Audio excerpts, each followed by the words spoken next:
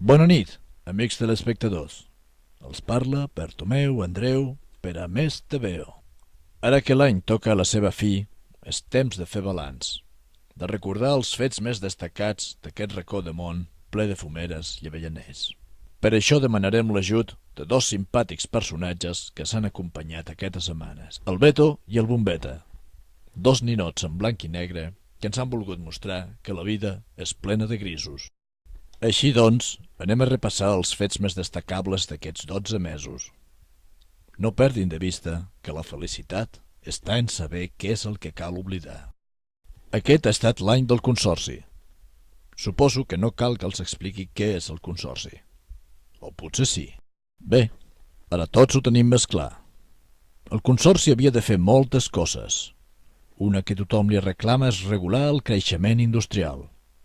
Però si és difícil posar portes al camp, imaginin posar portes a l'aire.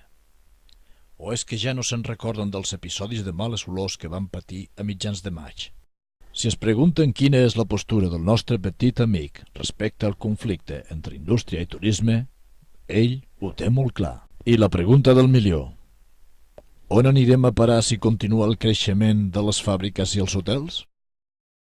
Tant els capficava els nostres dos amics la problemàtica de la química a Tarragona, que com a bons periodistes van buscar directament les fonts i van parlar amb un destacat empresari industrial. Però si hi ha un tret distintiu d'aquest 2003 ha estat el canvi, com proclamaven alguns ben cofois, o el canvi de debò, com cridaven alegres uns altres.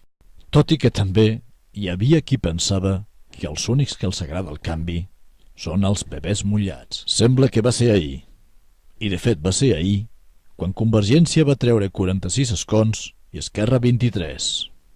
Tothom es feia una pregunta. Ningú podia apostar a principis de mes si aquest meneixa truà acabaria en un tripartit.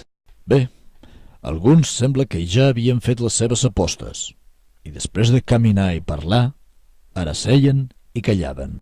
Si el 2002 va introduir al nostre vocabulari un mot anomenat xapapote, el 2003 ha portat un de més llarg: equidistància. Però tornem a casa nostra. Durant aquests 12 mesos han nascut i mort desenes de nous projectes. Passejant per la Rambla hem vist volar coloms, i alguns d'ells venien de la plaça de la Font. Els nostres amics tot això ho veien molt fosc.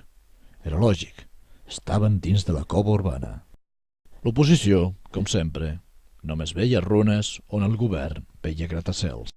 Ja ho deia el nostre col·laborador Bombeta, que el govern està per trobar 1000 solucions a un problema i l'oposició 1000 problemes a una solució. Amics, potser hi ha hagut massa baralles aquest any que ens deixa. Convé que recordem que fa 4 dies disfrutàvem de les festes de Nadal, un temps de pau, de família i tradició, escudella, carn-l'olla i fem cagar el tió. A Més TVO no hem volgut oblidar els costums més nostres i vam muntar el pessebre de Nadal. Benvolguts telespectadors, només ens queda afegir-nos als bons propòsits dels nostres amics i desitjar-vos un any ple de bon humor. No oblideu que si la imaginació ens consola del que mai podrem ser, l'humor ens consola del que som. Us ha parlat Bartomeu Andreu. Feliç any i adeu.